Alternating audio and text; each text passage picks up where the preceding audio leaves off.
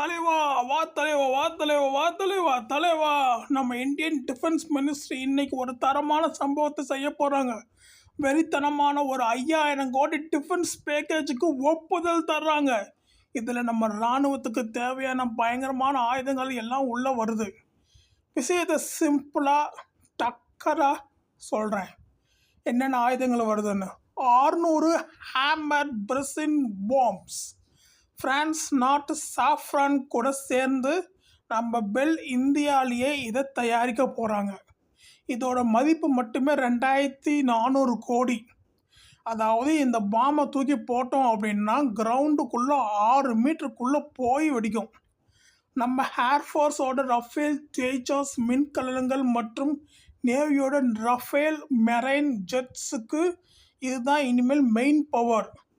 MPATGM anti tank guided missile நம்ம DRDO சொந்தமாக ready பண்ணி ஆன்டி டேங்க் மிசைலை 100 லான்ச்சர்கள் 2300 மிசைல்கள் மற்றும் 5 சிமுலேட்டர்களை வாங்க போகிறாங்க. இதை தயாரிக்கிறது நம்ம BDL. இதோட பட்ஜெட் 2600 கோடிக்கு மேலே போகுது. Verba air defence systems Russia design. ஆனால் இதையும் மேக் இன் இந்தியா திட்டத்தில் அதானி டிஃபென்ஸ் தான் தயாரிக்க போகிறாங்க. லோ லெவல் பறந்து வர்ற எதிரி விமானங்களை அசால்ட்டாக காலி பண்ணிடும். அது என்னப்பா லோ லெவல்னா, லோ லெவலில் பறந்து வரும்போது ரேடாரில் சிக்காது. அதை காலி பண்ணுறதுக்கு மற்ற அதிரடி ஐட்டம்கள் சொல்கிறேன் கேளுங்க. High altitude pseudo satellite kamikaze drone detection systems, அப்புறம் ஸ்கார்ஃபின் சப்மரைன்ஸ் ஆஃப்கிராஃப்ட் பண்ணுற பிளான்லாம் லிஸ்டில் இருக்குது.